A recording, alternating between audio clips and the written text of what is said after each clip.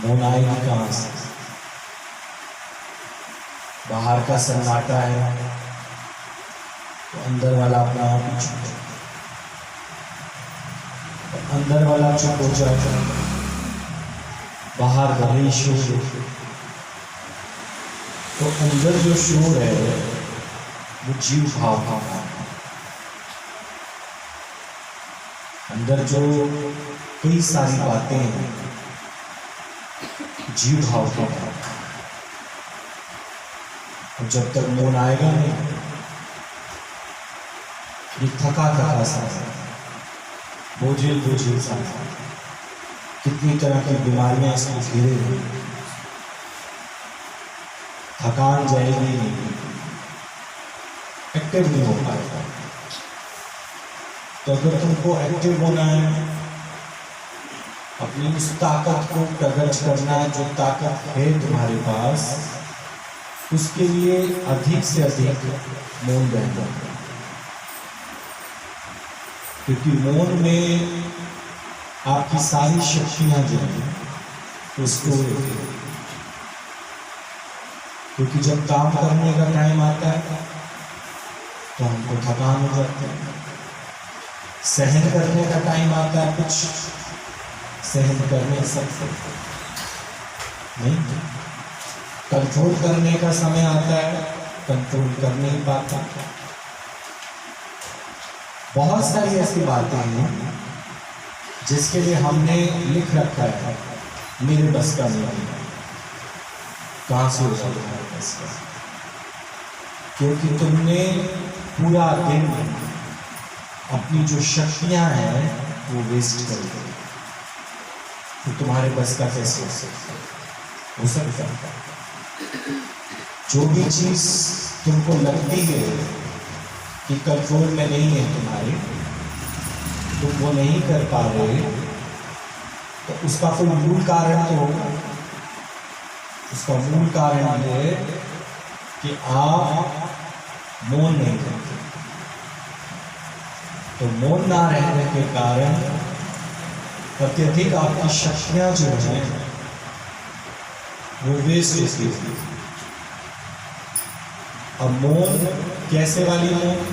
एक होती है मौन दूसरे को चिढ़ाने वाला,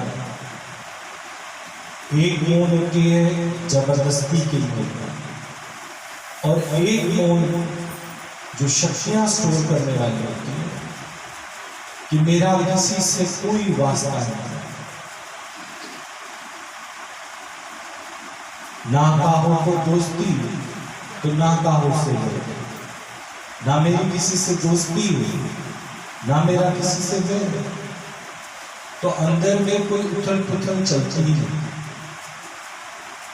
वो मौन नहीं कि आप केवल बाहर से नहीं बोल रहे और अंदर में आपके विचार चल रहे हैं, तो वो मौन कोई, उसमें तो अगर बोलते हुए आपकी 50 शक्तियां जा रहे हैं और वैसे मौन होकर अंदर विचार चला रहे हैं, उसमें आपकी 100 शक्तियां चल रही, उसमें तो डबल घाटा है नहीं। तो ऐसे में आप देखना और थकान ज्यादा हो जाएगी। आज कोई भी चीज जिसके लिए तुम नहीं कर पा रहे, कोई भी तुमको नुकसान होते हैं, वो तुम्हारे मौन ना होने नहीं। इसीलिए गुरु जो जोर दे रहा है वो किस पे दे रहा है कि दिन का अत्यधिक समय वो किस में रहे? मौन में। और मौन में रहकर केवल गुरु की दी हुई शिक्षा उसी पर जोर है। कौन क्या कर रहा है, कौन कहाँ जा रहा है, कौन कहाँ से आ रहा है, किसका किससे क्या मतलब है, ये नहीं चलना चाहिए। नहीं तो आप देखो ये मौन तो बहुत खतरनाक है कि अंदर में आपके असंख्य सवाल जवाब हैं और ऊपर से आप सिर्फ चुप बैठे, तो वो मौन तो अत्यधिक खतरनाक है। तो यदि तुमको खतरों से बचना है, खतरनाक खेल नहीं खेलना, तो पहले पहले अपने को जाना कि मैं कौन हूं, किस काम के लिए आया, जिस विचार को मैं लिए बैठा हूं क्या ये मेरे लिए उचित है। अगर मेरे लिए उचित है तो मैं इस विचार को लूं, नहीं तो इस विचार को मैं नहीं छोड़ूं। क्योंकि हर एक मनुष्य जो है अपने स्वभाव संस्कार के अधीन है। कहां तक मैं किसी के स्वभाव संस्कार में जाकर टीका टिप्पणी करूं, वैर विरोध करूं। इसलिए सभी को सभी के स्वभाव संस्कार के हिसाब से छोड़कर इतना ही अपने को बोलो, ऐसा भी होता है। ये भी चीज है, सब ठीक है, सब ठीक है, सब ठीक है, सब ठीक है, तेरी रजा में राजी, रहना सिखा दिया,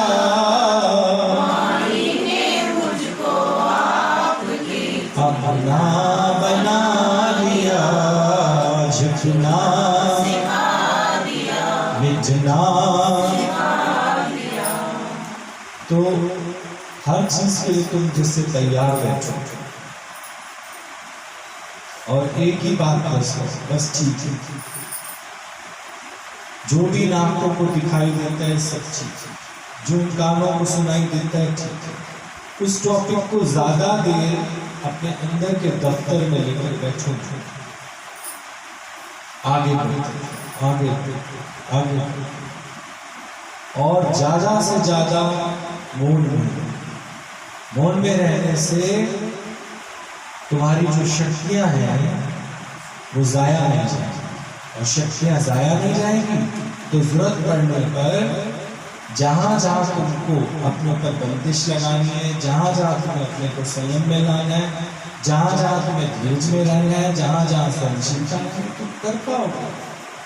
आखिर ज्ञानी और अज्ञानी में क्या डिफरेंस है, योगी और एक भोगी में क्या डिफरेंस है। भोगी सारा टाइम भोग के विचार में रहता है, योगी निर्विचार रहता है, इतना ही फर्क है।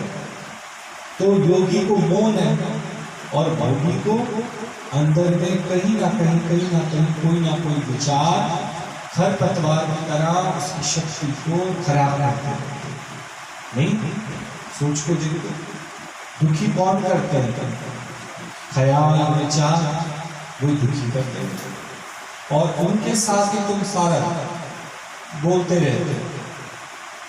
बाहर का बोलना तो तुम किसी के घर में आके चुपचाप बैठ भी जाओगे, तो फिर भी तो शरारती है ना। नहीं, बच्चों को देखो, अगर मास्टर एक डंडा लेके बैठ जाए बच्चे चुप तो हो जाते हैं, और किसी न किसी से कोई ना कोई शैतानी करते ही नहीं, करते रहेंगे क्यों करते।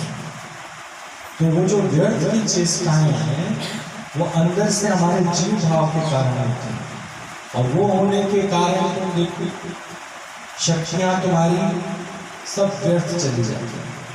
अब व्यर्थ चली गई शक्तियां, समय आने पर आज जब तुमको शक्ति की जरूरत है तुम नहीं कर पाओगे। जैसे आप सोच के जिनको आधा घंटा जो आप देखते हो उसमें विचार यहाँ से आ रहे हैं, यहाँ से आ रहे हैं, वहां से आ रहे हैं, तो उस कारण आप कितने डिस्टर्ब होते हो। 10 मिनट का भोजन करने बैठते हो, विचार यहाँ से आ रहे हैं, वहां से आ रहे हैं, इधर से आ रहे हैं, तो समझ नहीं आएगा कि भोजन से जो आपको पोषण मिलना चाहिए वो मिला कि नहीं, क्योंकि आपने भोजन जो किया विचारों के बीच में डिस्टर्ब होकर किया। आपने जो निद्रा की विचारों में डिस्टर्ब होकर निद्रा की, तो ना निद्रा की, ना भोजन किया, और ना ही सत्संग में बैठे। सत्संग में बैठे बैठे भी अंदर में विचारों की उथल पुथल होती है, तो फिर कहाँ रहेगा। तो इसलिए बोला 7 दिन का, दादाजी का बता रहे थे गुरु जी कि 7 दिन की क्लास लिया करते थे, उसमें और कुछ नहीं करना पड़ता था, क्या करना पड़ता था? केवल मौन, चुप रहकर अपनी एक्टिविटीज को नोट करो। तुम्हारा मन तुमको क्या सुनाता है, क्या बताता है, क्या दिखाता है, और फिर वही बात जाके गुरु से करो। अपने मन के साक्षी बन जाओ, मन के दृष्टा बन जाओ। ये क्या करता है, क्या दिखाता है तुमको, क्या बुलवाता है, दूसरे का दोष, दूसरे की बात, दूसरे की परिस्थिति, पता नहीं क्या क्या दिखाता है, जिस कारण हम उसी में उलझ जाते हैं और अपने मेन ऑब्जेक्ट्स पर पहुंच नहीं पाते। जीवन का लक्ष्य हमारा ये क्या यही हमारे जीवन का लक्ष्य नहीं है ना? तो अत्यधिक थकान आना, अत्यधिक शरीर में दर्द रहना, पीड़ा रहना किस कारण होती है? क्योंकि जरूरत से ज्यादा विचारों का संतुलन ना होने के कारण अंदर की जो मशीनरी है वो तुम्हारी क्या हो गई है? डिस्टर्ब। तो विचार कम आए, विचारों से कम उठो, उसके लिए सत्संग बहुत जरूरी है। क्योंकि सत्संग में बैठे बैठे ही पता नहीं कितने तरह के विचार हमारे गुरु काटते, और फिर अंदर से लगता है ये भी व्यर्थ का विचार है, ये भी व्यर्थ का विचार है, ये भी व्यर्थ का विचार है, ये भी व्यर्थ का विचार है। कितने सारे विचार हमको लगते हैं व्यर्थ। तो सच्ची मौन आती है गुरु की वाणी से। जितना जितना हम गुरु की वाणी सुनते हैं, जितनी जितनी समझ लेते हैं, आप देखो उतना उतना आपके अंदर की जो है सफाई होती चली जाती है, सफाई होती चली जाती है, और आपको सहज ही मौन आ जाता है। कभी कभी आपका मन परेशान हो, डिस्टर्ब हो, केवल एक बार वाणी चला के बैठ जाओ, उसमें अपने आप ही प्रमिला भगवान से तुमको तुम्हारे सवाल का जवाब मिल जाएगा। कोई विचार है अंदर में तो तुमको डिस्टर्ब कर रहा है, तो विचार तुमको खाए जा रहा है, तो उसकी वजह से बाहर से भले तुम बोल, पर अंदर से तो तुम्हारा विचार तुमको क्या कर रहा है? परेशान कर रहा है, बोलचाल कर रहा है, आपस में कोई ना कोई कुतल पुतल हो रहे हैं। तो जैसे वाणी चलती है तो उसी समय गुरु सीधा सीधा जो प्रहार करता है वो हमारे जीव भाव को करता है। वो बार बार तुमसे गुरु एक ही बात पूछता है, अभी तक तुमको ये बात असर करती, अभी तक तुमको ये बात लगती, अभी तक तुम कर्म देखते हो। तो फिर आप देखो हम जीव भाव को हटाने की कोशिश करते हैं, फिर जीव भाव आने की कोशिश करते हैं। तो वही जीव भाव हमको चुप नहीं बैठने देता, वही जीव भाव हमको मौन में नहीं रहने देता, पर असल में हमारा जीव भाव मिटाता कौन है? गुरु का शब्द, गुरु के वाणी। गुरु का शब्द हृदय का हीरा,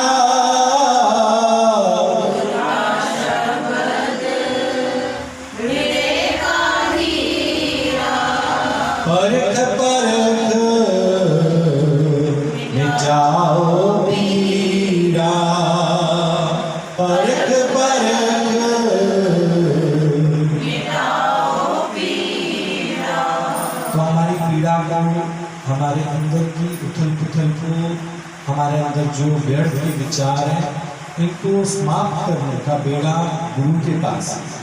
गुरु के पास ही वो सच है, वही तुमको सुनाता है, वही तुम्हारे ऊपर अटैक करता है, और फिर जो राहा सहा जीवा होता है, जिस कारण तुम्हारे अंदर मौन रह नहीं पाता, और जैसे मौन आता है, जैसे विचार सारे शांत हो जाते हैं, एकदम तुम देखो तुम्हें लेटने की, बैठने की कोई जरूरत नहीं है, चलते फिरते काम करते करते भी तुम मौन रह सकते हो। और मौन व्यक्ति से आप देखो कार्य भी अधिक, जो व्यक्ति मौन है वो कार्य भी अधिक कर सकता है, पर जो व्यक्ति अंदर से अशांत है, परेशान है, वो कोई भी काम परफेक्टली नहीं कर सकता। क्यों? क्योंकि एकाग्रता नहीं, फुल्का है तो वो जल जाएगा, नहीं कपड़े का प्रेस करोगे तो खराब प्रेस होगा, सिलवटें रहेंगी, डस्टिंग करोगे तो सही से डस्टिंग कर नहीं पाओगे, और दर्जी लोग कपड़ा काटेंगे, पजामे का तो पजामे बन जाएंगे। सोच के देखो, यहीं से पता लगता है एकाग्रता का नाम। तो अंदर क्या चल रहे हैं? बहुत तीव्र गति से विचार चलते हैं, बाहर से भले ही हो, पर अंदर में तीव्र गति में क्या चले जा रहे हैं, विचार। एक बार ऐसे ही एक व्यक्ति राधा कृष्ण की मूर्ति बना रहा था, पर देखा कि मूर्ति बहुत टेढ़ी मेढ़ी सी बन रही है। उसी समय जो उसका गुरु था उसने पूछा, हमारा ध्यान कहाँ है? बोला जी पता नहीं आज एकाग्र नहीं होता। तो बोला रुक जाओ, ऐसा ना हो राधा कृष्ण की जगह तो कुछ और बना लो। जब तुम बिल्कुल अंदर से शांत हो जाओ, बिल्कुल अंदर से तसल्ली हो जाए तुमको, तब इस कार्य को हाथ लगाना। नहीं तो तुम अपना मटेरियल भी खराब करोगे, अपना समय भी खराब करोगे और धन भी खराब करोगे। तीनों चीजें तुम्हारी क्या हो जाएंगी, खराब हो जाएंगी। इसलिए तो कहा जाता है कि गुरु के पास आने से, गुरु के पास बैठने से पता नहीं कितने तरह के नुकसान से गुरु हमको बचाते हैं। क्योंकि ये जो विचार हैं ये तुम्हें एकाग्र होने ही नहीं देते, अपने लक्ष्य तक चलने ही नहीं देते, सपना पीछे रखने ही नहीं देते। क्योंकि फिर हमारे को अटैक करता हमारा जीव भाव। जीव भाव आने के कारण तुम देखो हमारे अंदर का जो शोर है वो और बढ़ जाता है, और पता नहीं क्या क्या आधे घंटे में क्या सुझाव तुमको देता रहेगा, क्या बोलता रहेगा, कुछ ना कुछ बोलता ही रहेगा। और अपने आप से तुम क्वेश्चन पेपर भी बना लोगे, अपने आप से उसके आंसर शीट भी तैयार कर लोगे, अपने आप से रिजल्ट भी तैयार कर लोगे, अपने आप से पास कर लोगे, सब कुछ तुम अपने आप ही कर दोगे। पर इसको तुमने कहीं से मूल्यांकन कराया, कहीं से चेक कराया, गुरु को अपने अंदर की बात बताई कि मेरे अंदर ये बात चल रही है, ये बात आ रही है। पर गुरु सारी बात को क्रॉस कैसे करेगा? तुम्हें इन सब चीज़ की जरूरत नहीं है, तुम्हें केवल पीस ऑफ माइंड की जरूरत है। इस समय तुम्हारा माइंड स्वस्थ नहीं है, शांत नहीं है। तुम किसी भी काम को हाथ डालोगे वो काम तुम्हारा सब क्या हो जाएगा, बेकार हो जाएगा। ना तो सही से सो पाओगे, ना सही से खा पाओगे, ना सही से घूम पाओगे, ना सही से बैठ पाओगे। एक ही विचार बस अंदर में चलता रहेगा। उस वजह से तुम मौन रह नहीं सकते। अगर असल में मौन रहना है तो एक एक अज्ञान के विचार को अपने ज्ञान के विचार से काटते जाओ। बाकी शेष क्या रही?